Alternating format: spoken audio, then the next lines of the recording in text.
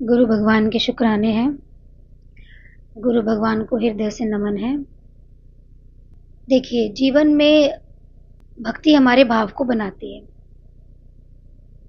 जो भी उत्सव हम गुरु के साथ मनाते हैं, गुरु के प्रति हमारा उसमें भाव प्रकट होता है, और जो भाव नहीं होगा तो उसमें भक्ति कैसे होगी।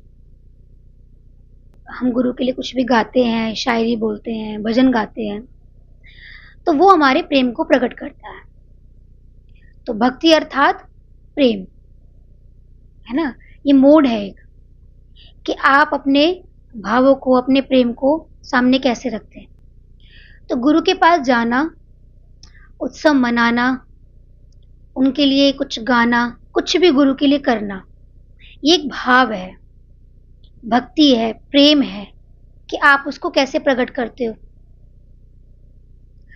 लेकिन कहते हैं ना कि अगर भाव ही नहीं होगा तो प्रेम का पता कैसे चलेगा। गुरु तो हमारे लिए रेडी बैठे हैं, तैयार है, लेकिन स्टूडेंट तैयार है कि नहीं। तो टीचर का कोई फायदा है पढ़ाने का। टीचर तो अपने आप में पूर्ण है। साधक कितना लेना चाहता है गुरु से। तो देखिए, ये 3 चीजों पे डिपेंड करता है। जब व्यक्ति गुरु के पास आता है तो देखिए, उसकी जो सोच होती है सबकी अलग अलग होती है। कोई किस भाव से आता है, कोई किस भाव से आता है। अब हम ये तो नहीं कह सकते कि सबके भाव एक परमार्थिक हो सकते हैं। कोई संसारी भाव से आता है, कोई इच्छा कामना से आता है, कोई पढ़ने आता है, कोई गुरु जैसा बनने आता है। तो करोड़ों में से कोई एक होता है जो अध्यात्म की तरफ चलता है, कि गुरु ने जो पूंजी कमाई है कि मुझे वो प्राप्त करनी है, पढ़ना है। और पढ़ने के लिए कितनी सिंसेरिटी चाहिए। संसार में कुछ भी प्राप्त करने के लिए व्यक्ति कितना सिंसेयर होता है, लेकिन परमात्मा यानी कि अपनी तरफ जाना हमें इतना हल्का लगता है, इसलिए वहां पर हम सिंसेयर नहीं हो। तो हम गुरु के पास डिफरेंट थॉट्स के साथ आते हैं। हमारी सोच अलग अलग होती है। गुरु का काम होता है हमारे भावों को दिशा देना। गुरु का काम क्या होता है कि हम जैसे भाव लेकर आए हैं उसको डायरेक्शन देना। अब देखिए, भगवान कृष्ण जब मथुरा में आए तो किसी को तो बाल रूप के दर्शन हो रहे थे, किसी को यौवन रूप के दर्शन हो रहे थे, और कंस को काल रूप के दर्शन हो रहे थे। तो व्यक्ति की जैसी भावना थी, सोच थी, भगवान वैसे ही दिख रहे थे। भगवान न काल रूप लेकर आए थे, न बालक रूप लेकर आए थे। वो जिस रूप में थे वैसे ही थे। हमारी सोच ने, यानी कि हमारी इमेजिनेशन ने उसको एक रूप दिया। ऐसे जब हम गुरु के पास आते हैं तो हमारी सोच अलग अलग प्रकार की होती है। गुरु उसको डायरेक्शन देते हैं, लेकिन साहिब यानी कि भगवान साथी बनकर आ जाए। हम भगवान के लिए भजन गाते हैं ना, गुरु के लिए भजन गाते हैं, वो साथी बन जाए हमारा। आप कहेंगे नहीं, गुरु तो हमारे साथी हैं, गुरु हमारी सारी बात सुनते हैं, हमसे प्रेम करते हैं, हमारा भी गुरु से प्रेम है। इंटरनल अंग संग आपको महसूस होने लग जाए तो है कि आप प्रेम में सारोबार हो, प्रेम में पूर्ण हो।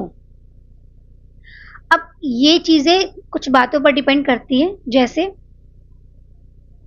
हम सब क्या है, हम सब नदियां हैं, और नदी किससे मिलती है? सागर से। हर नदी की इच्छा होती है कि मैं सागर से मिलूं, लेकिन हर नदी सागर से नहीं मिल पाती। अब कारण क्या है? हर व्यक्ति चाहता है कि मुझे भगवान की प्राप्ति हो जाए। जिसकी इच्छा भी नहीं होगी ना, अगर उससे पूछो कि तुम्हें भगवान चाहिए, तो वो भी कहेगा हाँ भाई, मुझे भगवान मिल जाए। सोच भगवान के प्रति क्या है ये मायने नहीं रखती, बस चाहते हैं। और कैसे मिल जाए? आसानी से। तो नदी सागर से मिलना चाहती है लेकिन मिल नहीं पाती। साधक गुरु से मिलना चाहता है, गुरु का प्रेम प्राप्त करना चाहता है, ज्ञान को प्राप्त करना चाहता है, लेकिन क्यों नहीं कर पाता? रीजंस क्या है? पहला है क्वालिटी, कि साधक की क्वालिटी क्या है, नदी की क्वालिटी क्या है, उसकी गुणवत्ता क्या है, सॉइल से अफेक्टेड है, नमक से ज्यादा डेंस है। तो पानी की क्वालिटी डिसाइड करेगी कि नदी सागर से मिलने लायक है या नहीं है। ऐसे ही साधक की क्वालिटी क्या है, उसका गुरु के प्रति अटेंशन कितना है, सोच क्या है। अभी बताया ना, जितनी सोच हमारे संसार के प्रति सिंसियर होती है, क्या भगवान के प्रति भी हम उतने सिंसियर होते हैं? देखिए, संसार जो डिपेंड है ना, वो है माया पे, पैसे पे, इच्छा पे। और परमात्मा किस पे डिपेंड है? प्रेम पे। संसार का रास्ता भी प्रेम से ही जाता है। अगर आपके जीवन में प्रेम नहीं है तो आप संसार भी नहीं निभा सकते। लेकिन व्यक्ति प्रेम से शुरुआत तो करता है और उसके बाद खाली वो क्या रह जाता है? डीलिंग, रिश्तेदारी से डीलिंग, घर वालों से डीलिंग, फैमिली से डीलिंग। क्योंकि जो सोच हमारी संसार के प्रति होती है वही सोच हमारे रिश्तों में हो जाती है। समझ नहीं है ना हमारी? हमारा प्रेम नहीं है, हमें ज्ञान नहीं है, तो जैसे हमने ऑफिस में डील करा वैसे हम घर में डील करने लग जाते हैं। तो डीलिंग कैसी रहेगी? तो ये डिपेंड करता है कि नदी की गुणवत्ता क्या है, क्वालिटी क्या है। क्वालिटी अच्छी नहीं होगी तो सागर से मिल नहीं पाएगी। तो सबसे पहले हमें क्या बढ़ानी है? अपनी क्वालिटी बढ़ानी है। भगवान के लिए जो समय है, जो कर्म है, उसमें मेरी सिंसेरिटी इतनी होनी चाहिए, दुनिया इधर से उधर हो जाए लेकिन मेरा जो टारगेट है, मेरी क्वालिटी में कमी ना आए।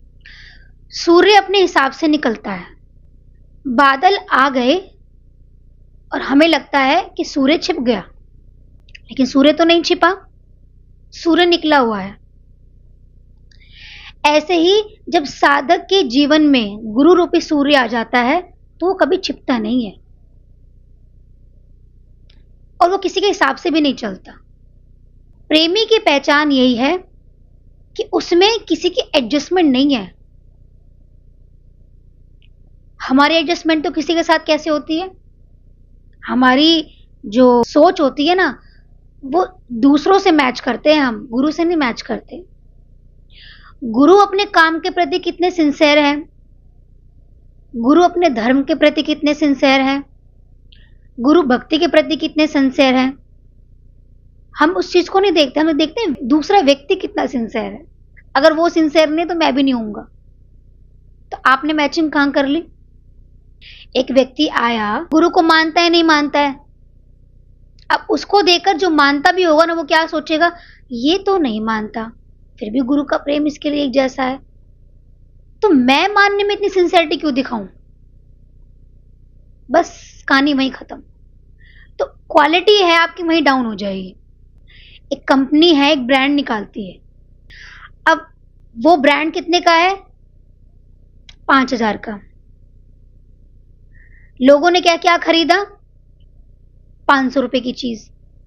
अब 500 रुपए को देखकर कंपनी अपना ब्रांड चेंज कर दे, है कि नहीं? या उसको वेट करना पड़ेगा कि ये ब्रांडेड है तो ये भी बिकेगा। हो सकता है कि एक बाहर ठेली वाला, छोले वाला हो, चाय वाला हो, ज्यादा पैसे कमाता हो, और एक व्यक्ति पढ़ा लिखा हो, सुबह से लेकर शाम तक जाता हो और उसकी जेब में शायद 15,000 रुपए आते हो, लेकिन आप क्या कहेंगे? ये व्यक्ति ज्यादा कमाता है तो मुझे उसके जैसा बन जाना चाहिए, तो आप भी उसके जैसे ठेली लगा लो। या पढ़े लिखे व्यक्ति को अपनी पढ़ाई लिखाई जीरो कर देनी चाहिए और उसकी रीस करनी चाहिए। क्या कहेंगे हम? संसारी व्यक्ति को देख करके या तो हम उसके जैसे हो जाएं, या गुरु ने मुझे जो समझ दी है, मुझे जो ज्ञान दिया है, या मेरे अंदर जो प्रेम है या रिस्पेक्ट है, मैं उसको एज इट इज रखूं। नहीं नहीं, हम दूसरे को देखकर जल्दी गिर जाते हैं। अपनी लगाम पकड़ के रखिए ना, अपनी क्वालिटी को डाउन मत करिए। दूसरा व्यक्ति किस क्वालिटी से आया है वो गुरु जानते हैं, और मेरी क्वालिटी क्या है। हो सकता है सामने वाले व्यक्ति का गुरु से प्रेम नहीं है, फिर भी वो आता है, गुरु उसको भी सम्मान देता है। और आप क्या कहेंगे, हम तो इतना कुछ करते हैं फिर भी हमें गुरु से डांट मिलती है। तो बस आपने अपनी क्वालिटी को गिरा दिया वहीं पर। गुरु का प्रेम है, प्रेमी को ही डांट सकता है, और इसका प्रेम नहीं है तो उसके लिए क्या करेगा। तो कहने का मतलब है गुरु जानते हैं कि ये व्यक्ति नया है, इसको मैं कुछ कह दूंगा तो ये भाग जाएगा, लेकिन जो अपना है उसको मैं कुछ भी कह सकता हूं। लेकिन हम मैचिंग कहां करेंगे, नए के साथ, और अपनी इतने साल की मेहनत को खराब कर देंगे।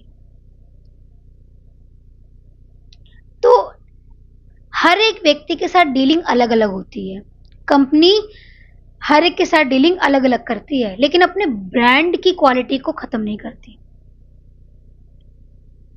है कि नहीं। अगर उसकी क्वालिटी खत्म हो गई तो व्यक्ति क्या कहेगा, वो ब्रांड चलना बंद हो जाएगा। तो हम कितने क्वालिफाइड हैं, हमारे अंदर कितनी क्वालिटी है, ये डिपेंड करती है, तभी हम भगवान से मिलने के लायक होंगे। मैं कैसे मिलूंगी। अब नदी के अंदर ये सोच आ गई, खत्म कहानी। तो क्या है, क्वांटिटी ऑफ वाटर, डिस्टेंस। नदी अगर 100 मील दूर है, 200 मील दूर है, तो कैसे मिलेगी। ऐसे ही व्यक्ति दूर बैठा है, सोच बड़ी रखता है, या उसके अंदर सोच ही पैदा नहीं होगी, अरे हम तो मिल ही नहीं सकते भगवान से, हम तो बहुत दूर हैं। सोच से ही आप दूर हो तो मिलोगे कैसे। देखिए, जब रुक्मिणी जी ने सोचा, भगवान के बारे में सुना, तो ठान लिया मुझे भगवान कृष्ण से ही विवाह करना है। मन ही मन पति मान लिया। पहले तो मन ही मन मान लेते थे तो मन में दूसरे को नहीं बिठाते थे। आजकल का कल्चर वैसा नहीं है, आजकल तो पता नहीं मन में कितने लोग बैठे रहते हैं। पहले एक नारी किसी को दिल से अपनाती थी, सब कुछ उसके प्रति कुर्बान कर देती थी, और आज तो मन में पता नहीं क्या क्या है। तभी तो रिश्तों में मिठास नहीं है। खाली क्या चाहिए, कंफर्ट चाहिए, और पैसा चाहिए, और अपना अहंकार चाहिए, मधुरता नहीं है। तो देखिए, रुक्मिणी जी के लिए भगवान प्रकट भी हो गए। भगवान लेने आए रुक्मिणी जी को, ना प्रेम था रुक्मिणी जी का। क्वांटिटी थी, दूर थी, लेकिन जो दूरी थी वो भगवान ने पूरी कर दी। तो प्रेम होना चाहिए हमारा। एक व्यक्ति बैठे बैठे सोच रहा है मैं कैसे जाऊंगा, इतने सारे काम हैं, अरे आज तो मुझे किसने कह दिया क्या करोगे जाकर, तो ठीक है बात मान लेता हूं, सच में क्या करूंगा जाकर के, तो बैठ गए। क्वालिटी नहीं है, क्वांटिटी भी नहीं है। फिर इतनी सोच रखो कि हम क्या है, हम लोकल हैं, वीआईपी नहीं है। थर्ड है डायरेक्शन। देखिए, अगर क्वालिटी वाला व्यक्ति भी और क्वांटिटी वाला व्यक्ति भी, उनके लिए थोड़ी सोच रखी जा सकती है कि चलो साधन तैयार हो सकते हैं इनके लिए सागर से मिलने के लिए, लेकिन डायरेक्शन इज वेरी इंपॉर्टेंट। आपके लाइफ में क्वालिटी भी अच्छी है, क्वांटिटी भी अच्छी है, प्रेम भी है आपका गुरु से, सत्संग के प्रति आप अवेयर भी हो, सिंसियर भी हो, चलो थोड़ी थोड़ी चीजें मन में आ जाती है, उसको आप कंप्लीट भी कर लोगे, वो भरपाई हो भी जाएगी। लेकिन अगर डायरेक्शन ही ठीक ना हो, मन में भावना तो है, लेकिन व्यक्ति जा रहा था हरियाली की तरफ, चला गया रेगिस्तान की तरफ, डायरेक्शन चेंज हो गई। आपके मन में भाव भी उठे, प्रेरणा भी खूब उठी, भगवान के प्रति खूब मन बनाया भी आपने, चलते चलते आपकी डायरेक्शन चेंज हो गई, तो उसमें क्या तो भाव काम करेगा, क्या उसमें क्वालिटी काम करेगी, क्या उसमें क्वांटिटी काम करेगी? तो दोनों चीजें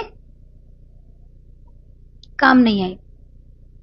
तो दिशा, मैंने फर्स्ट पॉइंट बोला था ना, गुरु हमारे भावों को दिशा देते हैं। तो अगर आपकी दिशा अच्छी नहीं है, आपकी सोच में डायरेक्शन ही नहीं है, तो हम कहीं नहीं पहुंच सकते। मात्रा और गुणवत्ता के लिए फिर भी संभावना है, लेकिन तीसरी अर्थात डायरेक्शन ही विरोधी है, ऑपोजिट है, उसके ऊपर तो कितना भी प्रेम बरसा लो, लेकिन नदी सागर से नहीं मिल पाएगी, परमात्मा से साक्षात्कार नहीं हो पाएगा, एक रूपता नहीं हो पाएगी। भक्त के पीछे भगवान चलते हैं, है ना? भक्ति नहीं है तो भगवान कहां पीछे चलेंगे? सोच में कुछ भी सोच लो, आप यहां रो रो के बाढ़ ला दो, लेकिन उसमें कोई नहीं डूबेगा जब तक आपकी सोच अच्छी नहीं है, दिशा अच्छी नहीं है। पूरी रात मैं रोई, किसके लिए? भगवान के लिए, संसार के लिए। तो कैसे आएंगे भगवान? एक बार एक व्यक्ति था, वो माता पद्मावती के बारे में जानना चाहता था, या फिर कोई भी देवी माता के बारे में जानना चाहता था, प्रेम करता था। तो वो चाहता था कि माता मुझे दर्शन दे। अब उसने पूछा भी कि माता के दर्शन कैसे होते हैं,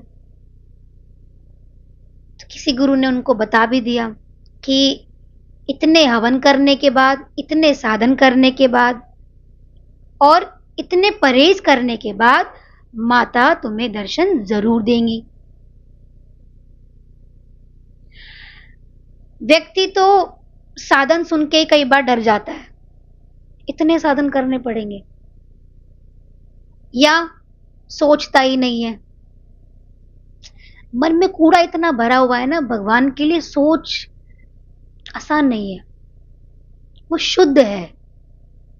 और हमारे मन में कूड़ा भरा हुआ किसका? 5 कूड़ा तो भगवान ने भर के भेजा है, काम, क्रोध, लोभ, मोह, अहंकार। जब तक इनकी झाड़ू नहीं पड़ेगी तब तक शुद्धता आएगी नहीं, और इसके लिए गुरु से अथाह प्रेम चाहिए, शुद्धता चाहिए। तो बताया कि ब्रह्मचर्य का पालन करना पड़ेगा, इतने हवन करने पड़ेंगे, इतने पुष्पों से माता की पूजा करनी पड़ेगी, लेकिन इच्छा थी कि मुझे मां के दर्शन करने हैं।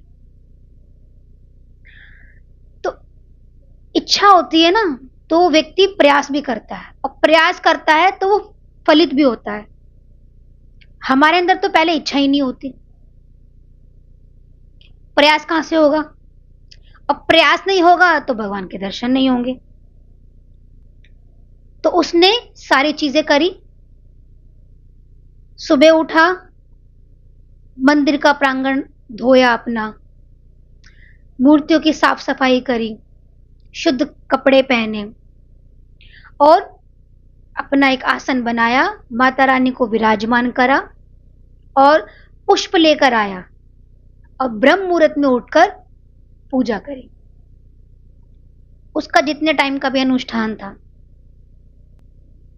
देखिए, भूख और प्यास से व्यथित मन जब मां को पुकारता है तो मां भी दौड़ी चली आती है।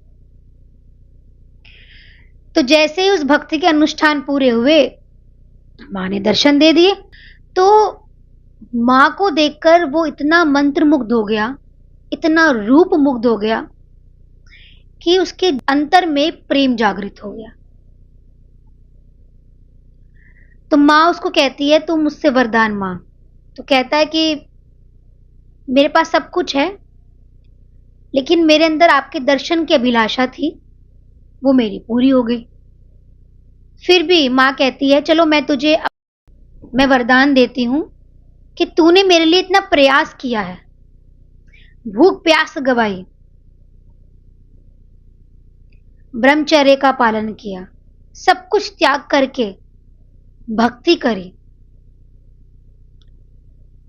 इतनी मेहनत करके पुष्पों को तोड़कर लाया, ब्रह्म मुहूर्त में उठा, तो इतनी त्याग तपस्या करने के बाद मेरा मन कर रहा है कि मैं अपने बच्चे को आशीर्वाद दूं।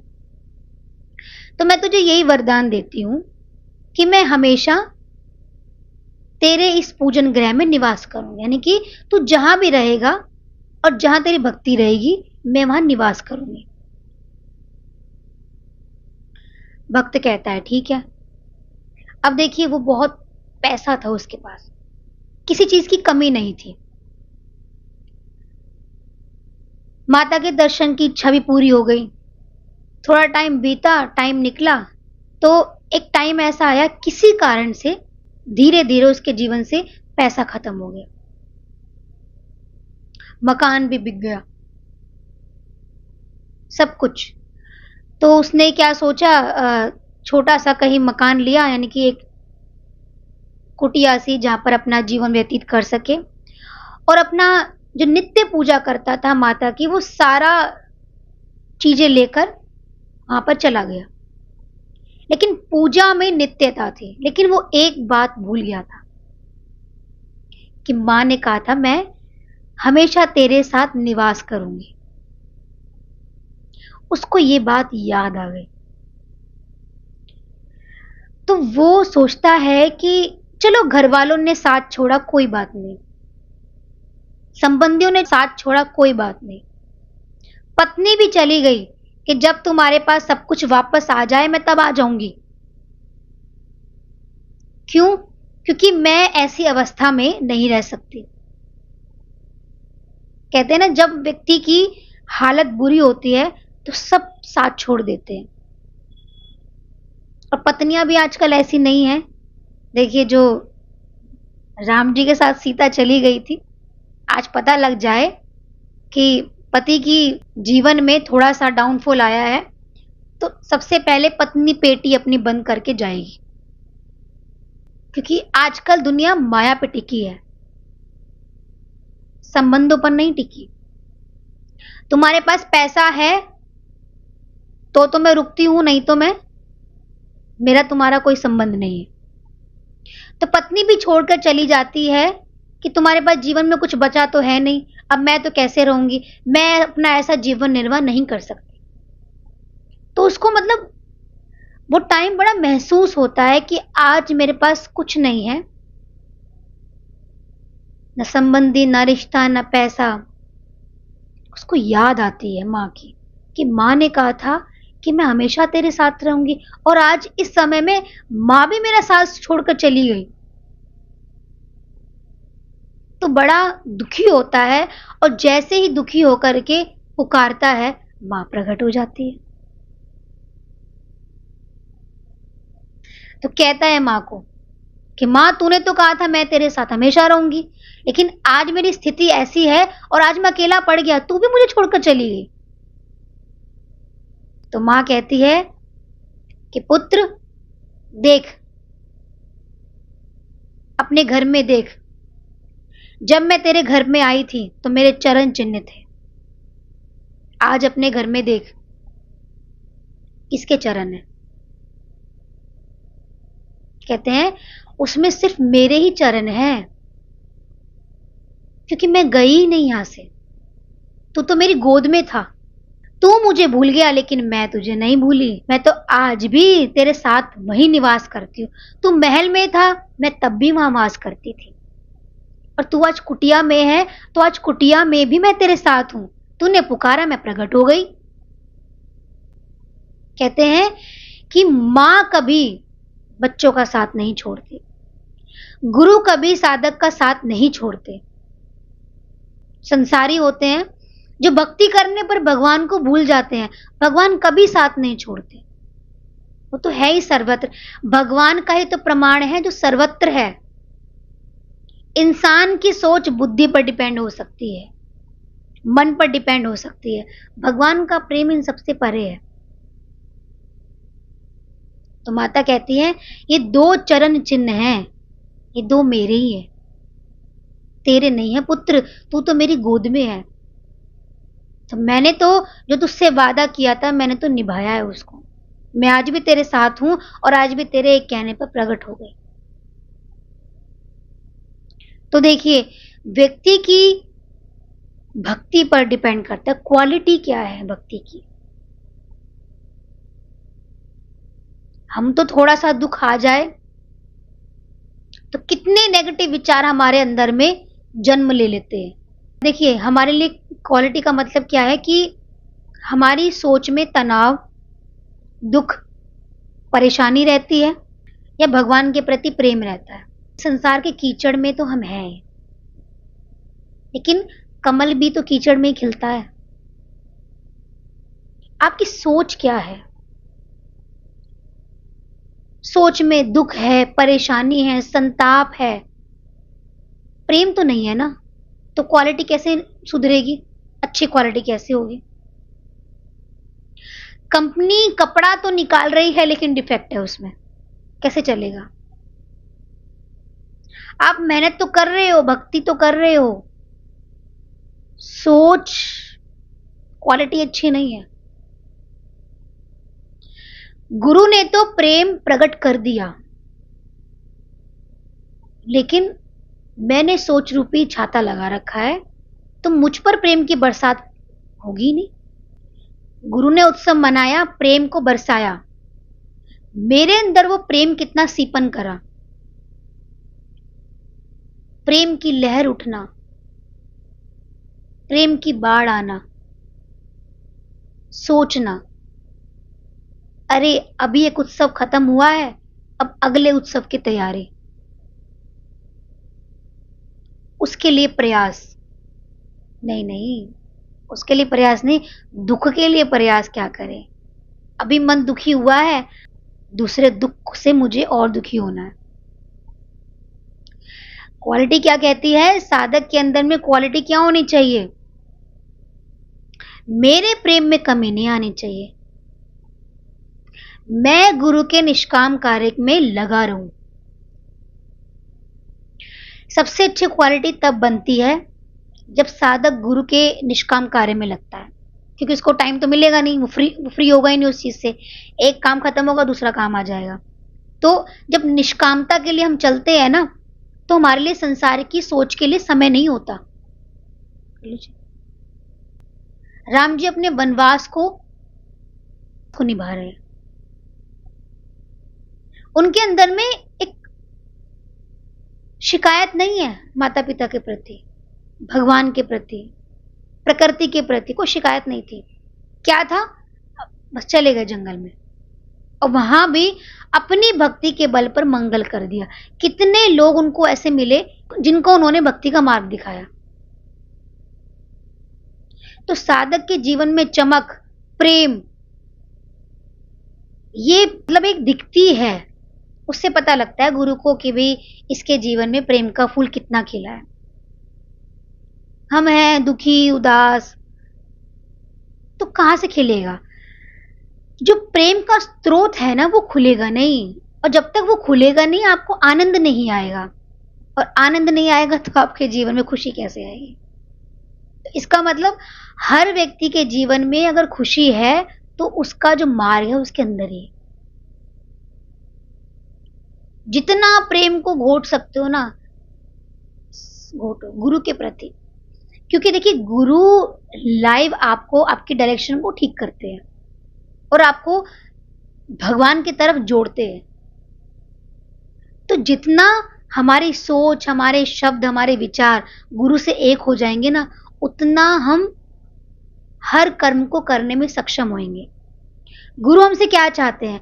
गुरु चाहते हैं कि बस ये छलावे से बचे, ठगने से बचे और अपने जीवन को एक अच्छे रास्ते पर ले जाए। इस गुरु का काम यही है कि एक बार इसका मार्गदर्शन ऐसा हो जाए कि इसको समझ में आ जाए कि दुनिया का चाल चलन कैसा है, मुझे दुनिया में रहना कैसे है, चलना कैसे है, कोई मुझे छल ना ले, दुनिया के चक्कर में ना पड़ जाए।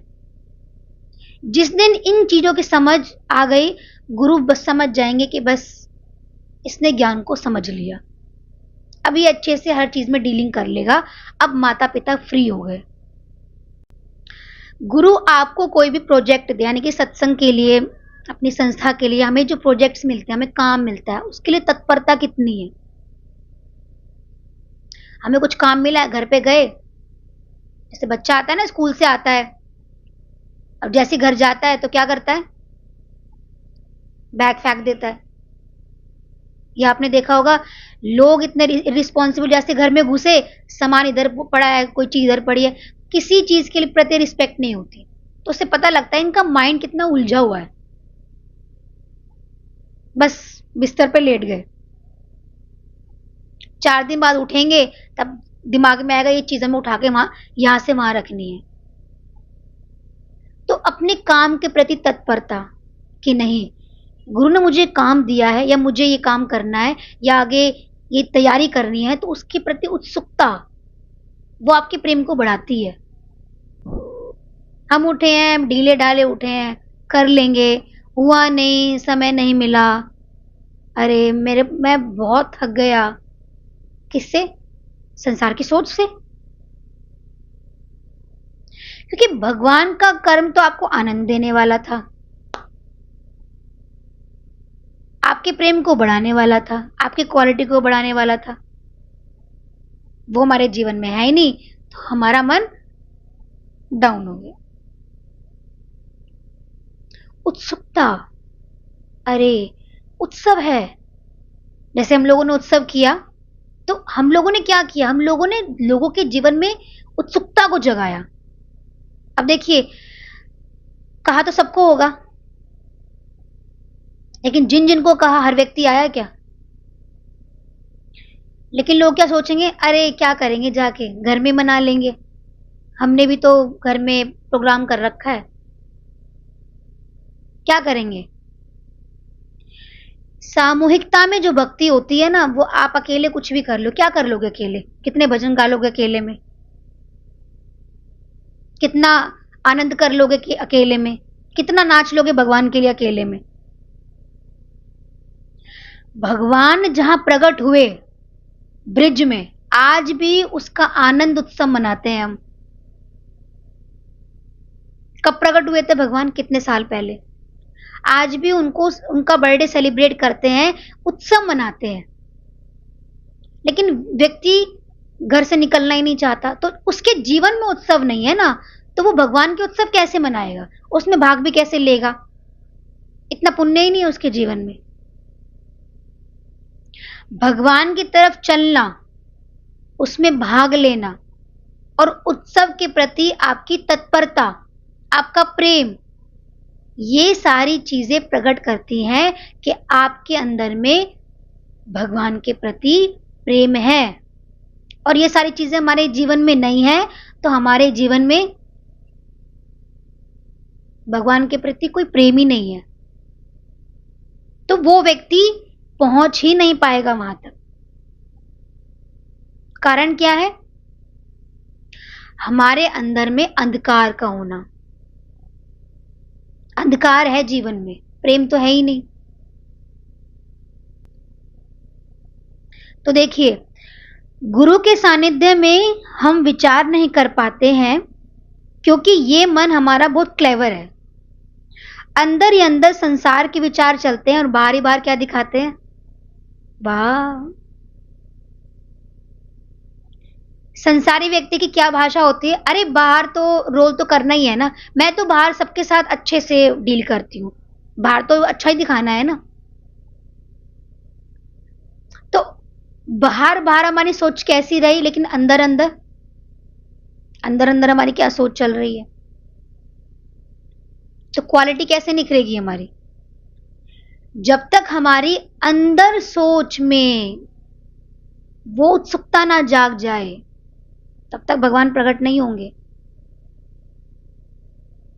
परमात्मा से नहीं मिल पाएंगे हम। कहते हैं ना कि भगवान को धरती पर जब अवतार लेना था, तो कितने लोगों ने पुकार करी होगी, द्रवित होकर के कि अब तो भगवान प्रकट होकर के हमें इन अत्याचारों से छुड़ाए। पुकार हम भी करते हैं, छूटने के लिए नहीं करते हैं, छूटना नहीं चाहते हम क्या चाहते हैं, इसी दुख में भगवान बस थोड़ी देर सुख का साधन कर दे, बस हमारे काम कर दे, क्योंकि वो हमारा नौकर है। भगवान हमारे नौकर हैं, प्रेमी थोड़े ना है। प्रेमी कैसे पुकारेगा भगवान को? जहां भगवान होंगे वो भाग करके जाएगा। लेकिन व्यक्ति क्या कहता है, अरे मुझे तो स्पेशली इनवाइट ही नहीं किया गया, तो मैं कैसे आऊं? भगवान प्रकट हो रहे हो तो इनवाइट करना पड़ेगा भाई। भगवान प्रकट हो रहे हैं, तुम्हारे लिए वेट कर रहे हैं, चलो। ये तो संसारी व्यक्ति की सोच है। तो देखिए, गुरु कहते हैं सबसे पहले हमें अपनी सोच को, संसारी सोच को, इसकी जो मात्रा है इसको कम करना पड़ेगा। संसार के विचार हमारे जीवन में कम आए, परमार्थिक विचार हमारे जीवन में गेन करें। अब कैसे आएंगे? गुरु ने रास्ता बता दिया। अब हमारी सोच क्या होती है, हम घर जाकर कितना अभ्यास करते हैं, या बिल्कुल जब दुख सिर पे पड़ जाता है ना, तब व्यक्ति सोचता है थोड़ा भगवान का नाम ले लूं। कहते हैं ना, जब 4 दिन रह गए एग्जाम के, तब बच्चा सोचता है मैं बुक खोल के पढ़ लूं, फिर दिन रात लगा रहता है। पेरेंट्स सोचते हैं दिन रात पढ़ा था, फिर भी नंबर नहीं आए। अब दिन रात में कितनी बुक नाप लेगा वो, बताओ? और जो याद भी करेगा वो भी भूल जाएगा। तो ऐसे ही जब परिस्थिति रूपी तलवार बिल्कुल सिर पर लटक जाती है ना कि अब तो गर्दन कटने वाली है, तो व्यक्ति सोचता है अब मैं कुछ कर लूं भगवान के, अब तो भगवान को याद कर लूं, अब तो चल लूं। गुरु ने मार्ग दिखाया था सत्संग की तरफ। उससे पहले तो चीजों के प्रति उत्सुकता होती है, चीजों के प्रति हमारा भाव होता है। जितना भाव हमारा संबंधों के प्रति बनता है, क्या उतना भाव हमारा गुरु के प्रति होता है? क्या उतनी उत्सुकता हमारी अपने निष्काम कर्म के प्रति होती है? उतनी उत्सुकता जाग जाए ना, तो पता नहीं भगवान कितनी लाइटें जला दे। एक झोली में फूल है, एक झोली में कांटे हैं, क्या कारण है? जिस झोली में फूल आया है ना, वो रात भर कांटों में सोया है। लेकिन व्यक्ति की आदत क्या है? बिना कुछ करे ही प्राप्त करना चाहता है, छलिया, छल से मेहनत नहीं करना चाहता। आजकल के बच्चे कैसे, मेहनत तो करना चाहते नहीं है, बस प्राप्त करना चाहते हैं। जब दुख सिर पे पड़ जाता है तो भगवान को पुकारते हैं। आपको पता है मैं कितना दुखी हूं, मैं अंदर से कितना परेशान हूं। क्यों हुए परेशान भाई? क्यों तुमने भगवान का नाम नहीं लिया? क्यों तुमने सोच दूसरों के प्रति खराब रखी? जिस समय तुम्हारी सोच खराब हुई, क्या तुमने सोचा था कि मैं अपनी सोच को खराब कर रहा हूं, मुझे इसका परिणाम क्या मिलेगा? लेकिन प्रकृति में पूरा हिसाब है, पूरा। कि अगर कोई व्यक्ति गलत कर रहा है ना, तो आपको कोई जरूरत ही नहीं है सोचने की, आप इतने फ्री होकर रहिए। प्रकृति सुई की नोक मान भी हिसाब नहीं छोड़ती। सुई की नोक मान भी क्या होता है? तो साधक को तो इतना निर्भय होना चाहिए, चाहे गलत हो रहा हो चाहे सही हो रहा हो, प्रकृति अपना हिसाब कर रही है बस। लेकिन मेरे प्रेम की क्वालिटी में कोई कमी नहीं आनी चाहिए। इतना दंड प्राप्त करने के बाद भी व्यक्ति भगवान का नाम नहीं लेता, कितनी बड़ी बात है। ये दंड मिला ही क्यों? ये दंड इसलिए मिला, मैं भूल गया था भगवान को याद दिलाने के लिए। याद दिलाने के लिए भगवान ने बैल बजाई है कि अब भी छोड़ दे, अब भी अपने विचारों को शुद्ध कर ले, अब भी संकार को छोड़ दे और भगवान में लग जा। भगवान हमें कितने मौके देता है। भगवान ने शिशुपाल की 100 गालियां सुनी, 100 गालियां सुनने के बाद एक्शन किया है। सोचो कितना माफ करते होंगे भगवान हमें। 100 गलतियां माफ करने के बाद तब प्रकृति कहती है अब इसका इसने जो करनी है ना, इसका दंड इसको मिलना चाहिए। तो ना किसी को गलत देखो, ना किसी के प्रति गलत सोचो। अगर आज आप दुखी हो ना, सामने वाला व्यक्ति हंस रहा है आपके ऊपर, हंसने दो उसको। प्रकृति न्यायपूर्ण है और परमात्मा प्रेम पूर्ण है। तो भगवान से प्रेम करने में ही फायदा है। हमें अपने आप को भगवान में लगा के रखना चाहिए, बस। सारी समस्याओं का हल यही है कि भगवान के प्रति अगाध श्रद्धा, निस्वार्थ प्रेम, बस सारे दुखों का अंत हो गया आपका। और कोई रास्ता नहीं है। बिना कुछ सोचे समझे बस प्रकृति की तरफ से अपनी आंखें बंद कर लो और भगवान की तरफ अपने मन को जोड़ दो। सबसे अच्छा रास्ता है अपने जीवन में दुखों से ऊपर उठने का। और कोई रास्ता नहीं है जो आपको जीवन में दुखों से ऊपर उठा ले। कोई तंत्र, कोई यंत्र, कोई मंत्र काम नहीं करता। प्रेम काम कर जाता है। प्रेम से एक चुटकी भी काम कर जाती। व्यक्ति इतने सारे कर्मकांड करता है तो भी कुछ नहीं होता। तो कहते हैं कि बैलेंस होना चाहिए। ये तराजू है, इसमें आप बहुत भक्ति कर रहे हो और आप कह रहे हो कि वेट नहीं हो रहा। वेट मतलब हम कहते हैं ना, वेट नहीं हो रहा, इंतजार नहीं हो रहा। तो यानी कि वेट नहीं होगा तो वेट भी नहीं होगा। आप बहुत भक्ति कर रहे हो, बहुत प्रेम है आपका, बहुत साधना है, सेवा है, लेकिन ये वाला पलड़ा भी ज्यादा भारी हो रहा है। किसका? विचारों का। संसार के विचार भी तीव्र गति से चल रहे हैं, सोच तीव्र गति से चल रही है, तो ये ऊपर ही नहीं हो पा रहा। तो अगर आपको इसका वेट बढ़ाना है ना, तो इसको कम करना पड़ेगा। संसार के प्रति सोच को कम करना पड़ेगा। करिए, सोचिए मत, बस करिए। करने पर ध्यान लगाइए। व्यक्ति बैठा बैठा सोचता रहता है। आजकल के व्यक्ति में क्या है? आलस बहुत है। करने पर ध्यान दिया है तो बातों में है, या तो बातों नहीं होगा या आलसी होगा। खुद तो बात करेगा ही, दूसरे व्यक्ति को भी बातों में लगा लेगा। खुद तो लेजी है ही, दूसरे को भी लेजी बना देगा। तो इसलिए एक्टिव, अब बॉडी उसकी एक्टिव होती है जिसके अंदर में सात्विकता होती है। वो व्यक्ति एक्टिव होकर ऊपर बढ़ सकता है। अच्छा बताओ, एक दिन में कितने विचार आते होंगे? हमें सोच के बताना, फिर भी अनुमान लगाओ। अगर हमारे माइंड को स्कैन किया जाए तो एक दिन में हम कितने विचार करते हैं? कितने? हजारों। और कैसे भी हो, कितने विचार आ सकते हैं एक दिन में? 60,000। अगर एक व्यक्ति का माइंड स्कैन किया जाए, 60,000 विचार करता है वो। 60,000, 60,000 श्वास में अगर भगवान का नाम ले ले तो कितनी माला हो गई। इसलिए कहा जाता नाम जप करो, कि जो आपकी श्वास से आपके विचार संसार में जा रहे हैं ना, वो भक्ति में चले जाएंगे। एक झोली में जा रहे हैं, वो नीचे से फटी हुई है, खाली है। एक झोली में चले जाएंगे, उसमें भगवान देने में बैठा है। आध्यात्मिक व्यक्ति की पहचान है जो अवेयर रहता है। देखिए, मैं अवेयरनेस की बात कर रही हूँ। जीवन में उमंग होती है, उत्सुकता होती है, जानने की इच्छा, जिज्ञासापूर्ण उसका जीवन रहता है। तीसरा, नींद कम होती है उसकी, आंखों में चमक मिलेगी, positive attitude plus positive affirmation उसकी होगी।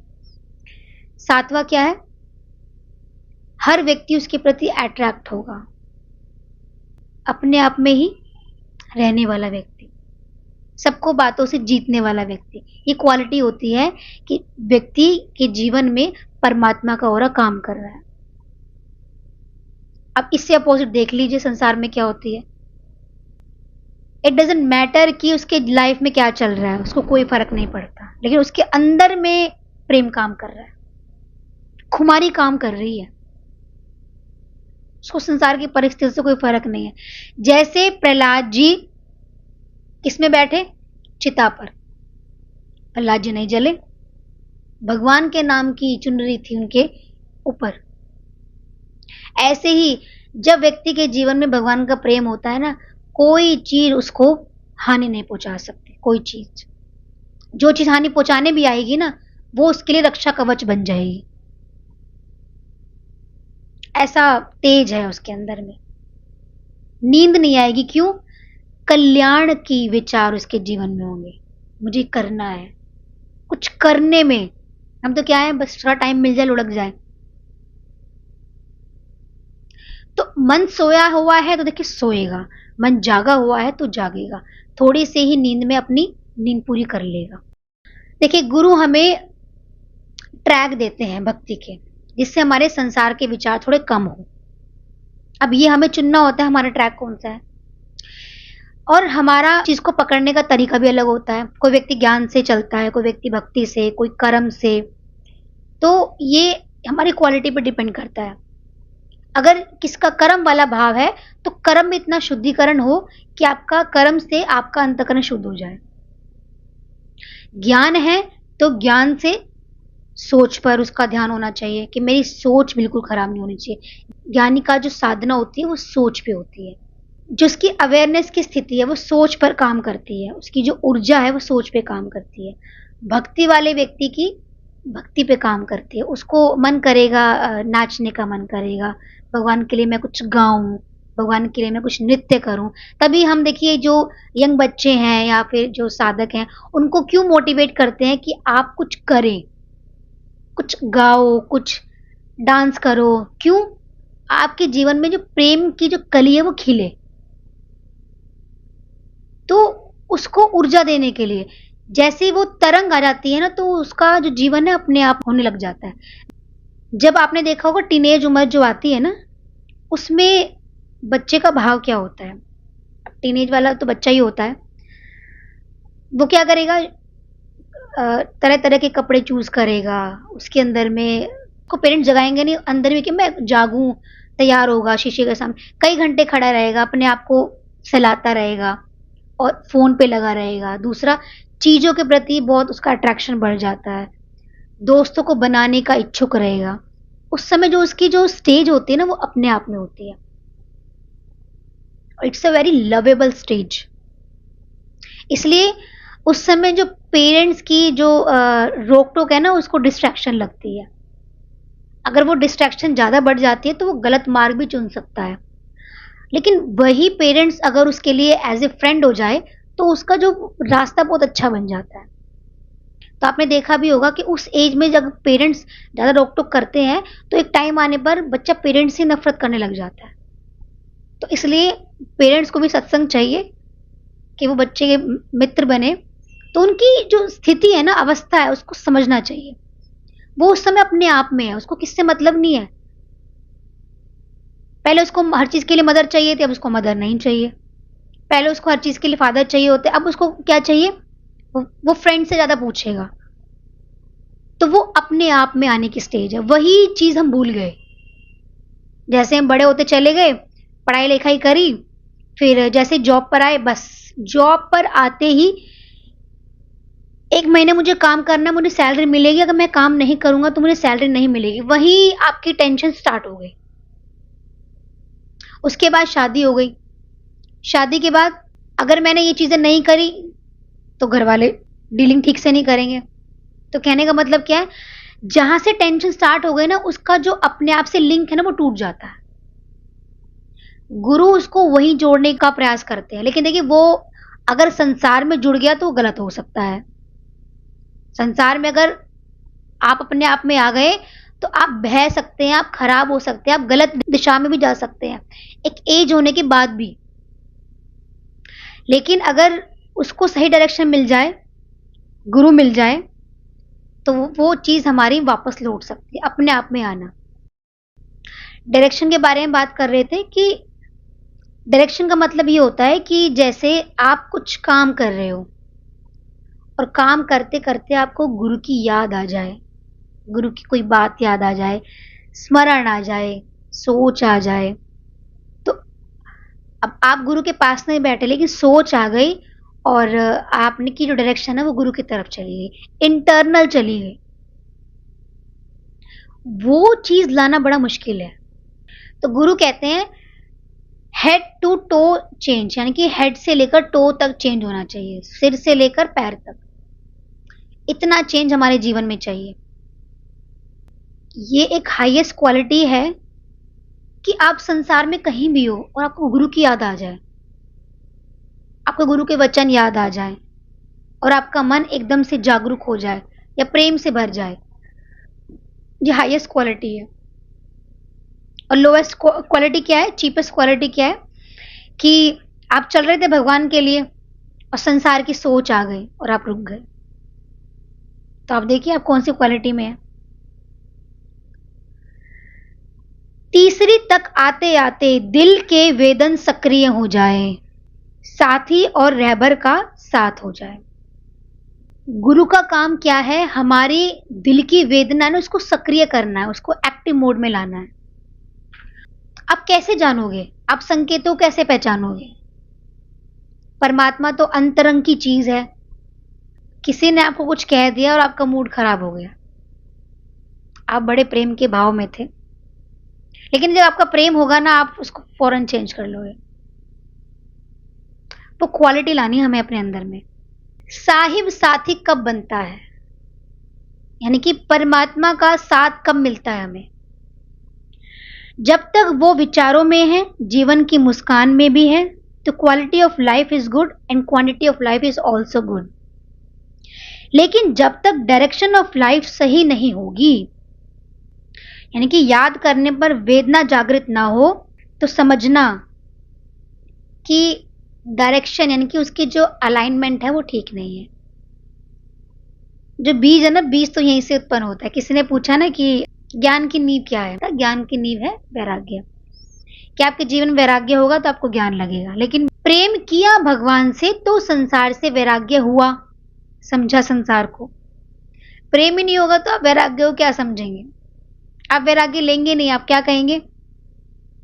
संसार में कोई आपको बुरी तरीके से कर रहा है तो आपका मन वहीं चिपका रहेगा, आप वैराग्य नहीं लेंगे, यानी कि अपने मन को वहां से हटाएंगे नहीं, इग्नोर नहीं करेंगे उस विचार को, विचार अटका ही रहेगा। तो वैराग्य कहाँ आया? मजनू का प्रेम लैला से इतना हो गया कि लैला नहीं भी आई ना तो भी वो लैला के विचारों में था। ये एग्जाम्पल संसारिक है, अगर आप इससे सीखना चाहो तो सीख सकते हो। वो इतना प्रेम में हो गया कि लैला सामने भी आई ना तो भी उसके ऊपर कोई फर्क नहीं था। वो कहता कि लैला हर समय मेरे साथ है। यही भाव हमारा भगवान के लिए हो जाए कि परमात्मा हर पल मेरे साथ है, मैं डूबा ही उसके विचारों में रहता हूं, सोच में रहता हूं और वैसे ही कर्म करता हूं। तो देखिए भगवान भी हमसे पूछने आएंगे कि कनेक्शन कैसे जुड़ा। तो देखिए अपने प्रेम को जगाने का प्रयास कीजिए। एक बार एक क्लासरूम में बच्चे बैठे थे, आपने देखा हो ना, कुछ पीछे बैठे होते, सो रहे होते हैं। लेक्चर चल रहा होता है लेकिन वो क्या दिखाते हैं, हम सुन रहे हैं लेकिन सुन नहीं रहे होते। जैसे कई बार हमसे पूछ लिया जाता है, सत्संग के बाद गुरु हमसे पूछा तुमने क्या सुना, हमारी वही घिसी पिटी 4 लाइन होगी। मेन बात गुरु ने क्या बताई आपके जीवन में लगने के लिए क्या है, सुना क्या, आज की नई वाणी में टॉपिक नया क्या था। जितनी वीडियोस हम डालते हैं अगर सबके टॉपिक सेम हो तो वीडियो चलेगी? वाणी वही होती है लेकिन टॉपिक डिफरेंट होते हैं। आज ज्ञान पे चला, आज भक्ति पे चला, आज मन पे चला, आज सोच पे चला, कैच करना उसको। लेकिन हम क्या कहेंगे, व्यक्ति को पता ही नहीं होता मैं बोल क्या रहा हूं। अरे आपने उससे क्या सीखा, आप उसको बताओ। माइंड इतना सक्रिय नहीं होता, इसको सक्रिय करना आसान नहीं है, जन्मों जन्मों का कूड़ा भरा हुआ है इसके अंदर में। तो एक बार क्लास चल रही थी, टीचर लेक्चर दे रहे थे, एक बच्चा पीछे सो रहा था। अब टीचर को पता लग गया, टीचर वहीं पहुंच गया। टीचर ने जैसे ही पूछा तुम बताओ, वो एकदम से हड़बड़ा के उठा। अब आधी नींद में तो था ही, लेकिन कहते आधी नींद थी, पूरा नहीं सोया हुआ था। तो यूं तो था कुछ चल रहा है, कुछ कुछ सुनाई दे रहा था। तो टीचर क्या सुना रहे थे, दिल्ली में कुतुब मीनार है। टीचर ने क्या बोला, दिल्ली में कुतुब मीनार है। और बच्चे से पूछा कि तुमने कुछ सुना, उसने कहा हाँ मैंने सुना। क्या सुना? दिल्ली में कुत्ता बीमार है। ये हमारी जो हम वर्ड्स को मैनिपुलेट करते हैं ना, तो यही होता है। गुरु ने जो ज्ञान दिया, अगर गुरु अपने हिसाब से देखे ना, तो आपने वही बोला होगा। गुरु ने क्या दिया और आपने उसको मैनिपुलेट कर दिया। गुरु ने तो ज्ञान का वचन दिया, तो आपने उसका ऑपरेशन कर दिया। तो वही होगा, दिल्ली में कुतुब मीनार है, गुरु ने ज्ञान की वाणी दी, तो आपने क्या उसको लिया, दिल्ली में कुत्ता बीमार है। तो वही चीज है हमारे साथ। ज्ञान को अगर सही तरीके से समझेंगे ना, तो आपको पता लगेगा कि आज मैंने सुना है, आज मुझे इस पे वर्क करना है। नहीं नहीं, सुना हमने, किताब वहीं बंद हो गई, घर जाकर बुक फेंक दी, यानी कि क्या सुना था समझ में ही नहीं है। कुछ लोग तो यहाँ बैठ के भी सो रहे होते हैं और वाणी भी घर जाके नहीं सुनते, उनको पता ही नहीं है वाणी में क्या चला था आज। उनको कुछ नया लगेगा ही नहीं, उनको वैसे ही पुराना लगेगा। तो जीवन में चेंजेस कैसे आएंगे? आएंगे ही नहीं। ऐसे ही सत्संग में अलर्ट नहीं होंगे तो सत्संग समझ में नहीं आएगा। सत्संग समझ में नहीं आएगा तो भाव नहीं बनेगा। भाव नहीं होगा तो मिलने की तड़प पैदा नहीं होगी, और तड़प पैदा नहीं होगी तो भगवान की प्राप्ति कैसे होगी? अब आप कहेंगे हमें भगवान चाहिए ही नहीं, बस संसार में हमारा ये काम हो जाए, मैं तो बस गंगा नहा लूं। पहले कहते थे ना, इतने रुपए का प्रसाद चढ़ाऊंगी, उससे पहले नहीं दूंगी, पहले मेरा काम करो। तो भगवान के साथ भी हम डीलिंग करते हैं, वो प्रेम नहीं होता, भगवान से डीलिंग होती है। व्यक्ति का कुछ काम बन गया, मतलब आज व्यक्ति सत्संग में आया है, आज ही आज मेरे जीवन में तख्ता पलट हो जाए तो मैं अगली बार सत्संग में जाऊंगा, उससे पहले तो जाऊंगा ही नहीं। चमत्कार तो कुछ हुआ नहीं। चमत्कार क्या होना था? तख्ता पलट होना था। राम जी को राज्य मिलने वाला था, अगले दिन ही वनवास मिल गया। और आप क्या सोच रहे हैं, हमारे जीवन वनवास चल रहा है और आज हम सत्संग में आए हैं, आज ही हमें राज्य मिल जाए। ये तख्ता पलट चाहते हैं हम। जीवन में चमत्कार चाहते हैं, लेकिन वो श्रद्धा से आप गए, वो भाव से आप गए। गुरु ने तो ज्ञान दे दिया, आपको तो वो ज्ञान भी नहीं लगा। आपको तो लगा बस जाते ही पता नहीं कुछ रंग बिरंगा कुछ दिखे, ऐसा लगे गुरु ने बस टॉर्च मार दी मेरे ऊपर और मेरे जीवन में चमत्कार हो जाए। कितना लगे हम भगवान के लिए, कितना लगे। आते हैं बहुत सारे लोग, मतलब इतनी अच्छी भाषा होती है, इतनी अच्छी भाषा होती है, बहुत अच्छी, लेकिन जीवन में कितना एक होते हैं। आज दिन है गुरु के साथ, कितना एक हुए हम। व्यक्ति जब मिलेगा तो अपने अनुभव की झड़ी लगा देगा, लेकिन जो दिन होता है उस दिन उसका फोन भी नहीं आएगा। प्रेम होना तो व्यक्ति दौड़ता हुआ आए, आज तो गुरु से मिलने का दिन है। तो इसलिए देखिए, हम चतुराई सब जगह कर सकते हैं, लेकिन भगवान के आगे हमारी चतुराई नहीं चलती। तो व्यक्ति कैसा होता है कि ठीक है, एक दिन तो राधे राधे और फिर सब आधे आधे। एक दिन मिले तो इतना हमने भाव प्रकट कर दिया, इतना भाव प्रकट कर दिया कि मेरे जीवन में राधा से अच्छा तो कुछ है ही नहीं, और फिर मेरे जीवन में तो सब कुछ आधा आधा है। व्यक्ति अगर सही मायने में अलर्ट होकर के ज्ञान को समझ लेना, तो उसके जीवन में सारी चीज अच्छी हो जाए। सोच को नहीं बदल पाता। अब देखिए, जब तक सत्संग में बैठकर व्यक्ति सत्संग सुनेगा ही नहीं, सोच को बदलेगा ना? सुनता ही नहीं है। श्रोता भी अच्छा नहीं होता। श्रोता नहीं होता, वो क्या होता है? सोता है बस, टाइम पास। जब तक स्टूडेंट नहीं बनेंगे ना, तब तक एकता नहीं आएगी हमारी। तो कई बार कथाओं में भी चलता है ना कि 3 प्रकार के देखिए श्रोता होते हैं। पहले श्रोता कौन से होते हैं? पहले श्रोता होते हैं अच्छी क्वालिटी के। उनको पता है 3 बजे सत्संग स्टार्ट होने वाला है, तो वो अपने समय पर जाएंगे, स्थान लेंगे और आराम से सुनेंगे, कोई डिस्टरबेंस नहीं करेंगे, ना किसी को परेशान करेंगे, ना परेशान होंगे, और उसके बाद भी पूरा आनंद लेंगे। उत्सव है तो उत्सव में आनंद लेंगे, ज्ञान है तो ज्ञान को जीवन में लगाएंगे। वो होते हैं नंबर 1 क्वालिटी के श्रोता। एक रूपता होगी, बैठे हैं ना, बैठकर उसका ही आनंद ले रहे हैं, ये नहीं कि जी आओ आओ है, आ गए और शक्ल दिखा दी, अब बस जाना है। वो श्रोता थोड़े ना है। तो बड़े भाव से आते हैं और ध्यान से सत्संग को सुनते हैं। उनको पता है कि क्वालिटी क्या है सत्संग की। कई बार कुछ प्रेमी ऐसे आते हैं जो एक बार सत्संग सुनते हैं तो उनका ऐसा भाव बन जाता है, पता नहीं उनको क्या मिल गया। हो सकता है उनके जीवन में इतना तप हो कि वो सत्संग की महत्ता को एक बार में समझ जाते हैं। और एक व्यक्ति को चाहे आप एक जन्म फोन कर लो, उसको बुलाते भी रहो ना, तो भी उसके मन पर कोई असर नहीं पड़ेगा कि मुझे क्या कहा जा रहा है। इतना व्यक्ति अंदर से सोया रहता है। गुरु ने तो सब पर प्रेम की बारिश एक समान करी, भगवान की कृपा तो सब पर एक जैसी बरसी। आनंद तो बरस ही रहा था, आनंद लूटा किसने वो डिपेंड करता है। दूसरे टाइप के जो श्रोता होते हैं वो क्या होते हैं? सोता।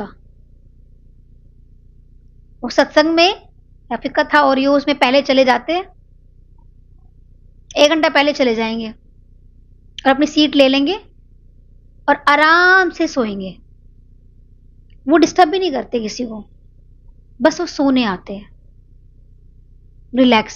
सत्संग में आराम मिल रहा है, कथा चल रही है, भाव चल रहा है, रिलैक्स करना है। कितनी भीड़ होती है कथाओं में, आपने देखा होगा। अब सारे कथा को थोड़ा ना सुन रहे होते हैं, घर में बैठते 3 घंटे सत्संग में बैठ जाते हैं। आपने देखा होगा कि जो माइयां होती हैं वो क्या करती हैं, वो ज्यादातर मिलेंगी कथाओं में। क्यों? यंग बच्चे मिलते हैं, उनको अपना टाइम पास कहाँ करना होता है? माया में। अब बेचारी मैया को कौन लेके जाए, तो क्या करती है, सिर्फ 2 घंटे अपनी कथा में चल जाते हैं और कुछ नहीं तो रिलैक्स तो कर लेंगे। तो ये व्यक्ति ऐसे होते हैं, पहले से आते हैं, अपनी सीट ले लेते हैं और आराम से रिलैक्स पीछे बैठ जाएंगे। तीसरे टाइप के क्या होते हैं? सरोता होते हैं। सरोता, जो सरोता होता है वह कटाक्ष करता है, विघ्न डालता है। वो आता ही विघ्न डालने के लिए है। वो दूसरे को भी डिस्टर्ब करेगा, खुद भी डिस्टर्ब होगा। ना तो उसको खुद बैठने में इंटरेस्ट है, जो दूसरा बैठा होगा ना उसको भी डिस्टर्ब करेगा। उसके अंदर भी हलचल होगी और दूसरे व्यक्ति के अंदर भी हलचल ला देगा। तो सरोता नहीं होना चाहिए। कभी भी सरोता मत बनिएगा, क्योंकि उसका कभी मोक्ष नहीं होता। हो सकता है कि सोने वाले का मोक्ष हो जाए। क्यों? चलो आ तो रहा है, कभी जाग जाएगा, सोते सोते नींद खुल जाएगी। जिस दिन अंदर की जागृति आ गई उस दिन तो आप रात में भी नहीं सोएंगे। ये अंदर का जब चक्र चलने लग जाता है ना, सोने नहीं देता। कहते हैं किसी लड़की का किसी लड़के से प्रेम होता है, सोती है क्या? वो सारा दिन फोन पे लगी रहेगी या लड़का फोन पे लगा रहेगा। सोना उनको भी है लेकिन उनको नींद नहीं आती, प्रेम में नींद नहीं आती, और उनको पता भी नहीं चलेगा दुनिया उनको देख रही है। और इतने प्रेम में होते हैं, ना दिन का पता ना रात का पता। लेकिन जो सरोता होता है उससे बच के रहना चाहिए, क्योंकि उसका ना तो मोक्ष होता है ना उसकी कोई गति होती है, क्योंकि उसने अच्छी चीज में भी विघ्न डाल दिया। अब देखिए, जो सोएगा उसका भी पूरा बेनिफिट उसको नहीं मिलता। क्यों? आप अच्छी जगह पर गए और जाकर सो ही गए तो फायदा क्या हुआ? उत्सव हो रहा था, व्यक्ति आया थका हुआ, उसको पता ही नहीं चला, मैं चेयर पे बैठा सो गया, उत्सव खत्म हो गया। जो आनंद बरसा, जो भगवान का प्रेम बरसा, जो प्रोग्राम चला, आपने उसका आनंद ही नहीं लिया। सो तो आप घर में भी जाते, तो फायदा क्या हुआ? तो सोने वाला व्यक्ति अच्छा होगा? सोने वाला व्यक्ति अच्छा होगा? नहीं होगा ना। तो ये क्वालिटी है हमारे जीवन में। सत्संग की क्वालिटीज क्या है? हमारे जीवन में लाइट जली ना जली, दिया जला ना जला, लेकिन देखिए गुरु फिर भी कितना अभ्यास करते हैं। क्यों? वो जानते हैं कि मैं अभ्यास करता रहूंगा, पता नहीं इसका दिया कब जल जाए, है कि नहीं।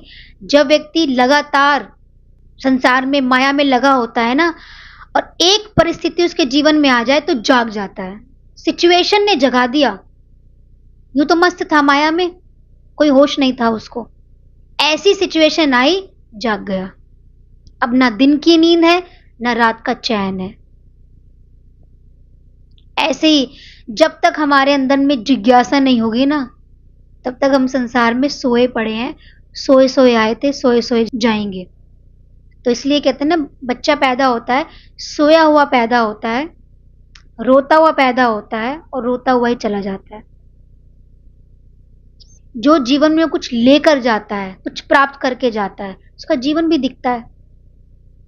अब हम अपने आप को देखें कि हम किस तरीके के श्रोता हैं और क्या क्वालिटीज हमारे जीवन में है और क्या हमें चेंज करने की जरूरत है। मुझे बहुत सारी चीजें लगी कि ये चीजें चेंज होनी चाहिए।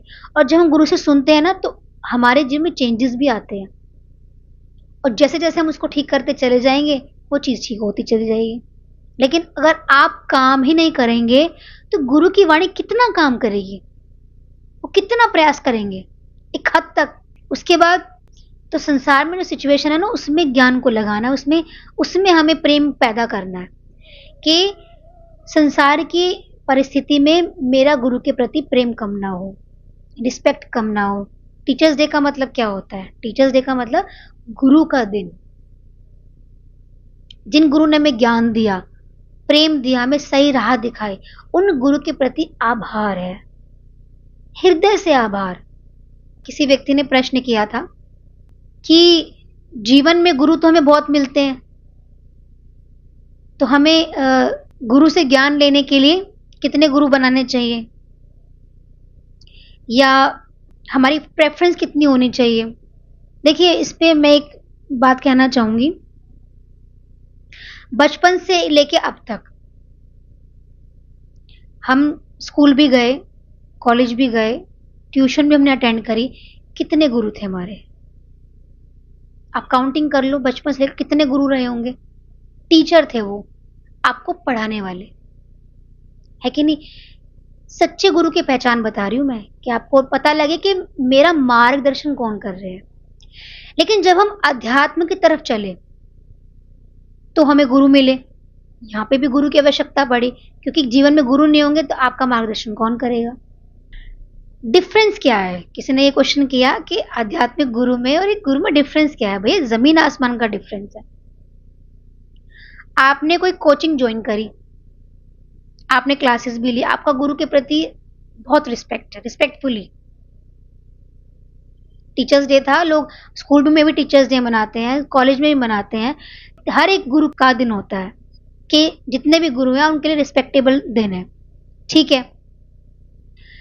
अब आपने कोचिंग अटेंड करी, थोड़ा टाइम आपको ठीक लगी, आपने छोड़ दी। अब क्या आपका भाव उस टीचर के प्रति वैसा रहेगा? क्या उस टीचर का भाव आपके प्रति रहेगा? और कोचिंग किससे चल रही थी? पैसे से चल रही थी। क्या आप पैसे जमा ना करो या फीस ना दो तो वो टीचर आपको पढ़ा देगा? कितनी कृपा करेगा वो आपके ऊपर? अध्यात्म एक ऐसा है, जब व्यक्ति अध्यात्म की लाइन में चलता है तो गुरु निस्वार्थ कृपा करते हैं। तो परमात्मा की कृपा है ना। परमात्मा को हम संसार से कैसे जोड़ सकते हैं? तो संसारिक विद्या एक और बात है, आध्यात्मिक विद्या एक और बात है। संसारिक गुरु अनेक हो सकते हैं, विद्या देने वाले गुरु अनेक हो सकते हैं, उन सबके प्रति आभार, प्रेम, रिस्पेक्ट। लेकिन उनको हम आध्यात्मिक गुरु से नहीं जोड़ सकते। क्यों? क्योंकि आध्यात्मिक गुरु का यानी कि जो हमें ज्ञान में लेके जाए, उनका कोई स्वार्थ नहीं होता। कैसे? आप कहीं भी हो, अगर आप अपने गुरु को याद कर ले तो आपके जीवन में वो समस्या वहीं हल हो जाएगी, है कि नहीं? प्रेम का प्रमाण है, तो उसको कैसे जोड़ सकते हैं हम अविद्या से? वो तो अविद्या है, आपने गेन करी, उसके बाद भूल गए। स्कूल में इतने टीचर्स थे, हम कितने टीचर्स को याद करते हैं? हम कितनों के पास जाते हैं? हम कॉलेज में थे। तो अध्यात्म गुरु यानी कि जो हमें इस लोक में, परलोक में, हम कभी भी उनको याद कर ले, वो प्रकट है। जो मेरे भाव से, मेरे याद करने मात्र से प्रकट हो जाए, जो मुझे भगवान से जोड़ दे, जो मुझे भगवान का पता बताए, उनका कोई कंपैरिजन नहीं है, कोई मोल नहीं है, वो अमूल्य है। तो आपको उनकी तरफ जाने के लिए कितने ही रास्तों को मोड़ना पड़े, उससे कोई फर्क नहीं पड़ता। अगर एक अध्यात्म के लिए आप संसार के रास्तों को मोड़ रहे हैं तो वो अमूल्य है, उसका कोई मोल नहीं है। क्योंकि गुरु को हमसे कुछ नहीं चाहिए, गुरु खाली हमारा मार्गदर्शन करते हैं, हमारे जीवन को अच्छा बनाना चाहते हैं, हमारे जीवन को महान बनाना चाहते हैं।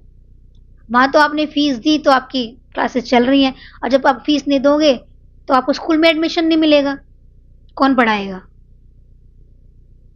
लेकिन यहाँ गुरु हमसे ना कुछ लेते हैं, निस्वार्थ प्रेम बस देते ही देते हैं। और सबसे बड़ी बात, हमें धर्म सिखाते हैं, हमें ज्ञान में लेके चलते हैं, हमारा कनेक्शन जोड़ते हैं भगवान के प्रति। तो हम कैसे उसका मोल लगा सकते हैं? वो मोल नहीं है, वो तो प्रेम का मार्ग है, उसका कोई मोल नहीं है। वो प्रेम का मार्ग नहीं है, वो डीलिंग है, वो पर्टिकुलर पढ़ाई है, आपकी शिक्षा है,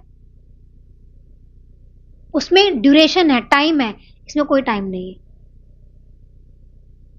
तो इसलिए गुरु के प्रति भाव अकल्पनीय है, गुरु के प्रति सोच भी अकल्पनीय है, उसमें कोई भी डिटेल नहीं है, कोई क्लैरिफिकेशन नहीं है। इसलिए कहते हैं ना, गुरु गोविंद दो खड़े काके लागू पाए, बलिहारी गुरु आपने गोविंद दियो मिलाए, कबीरा गोविंद दियो मिलाए।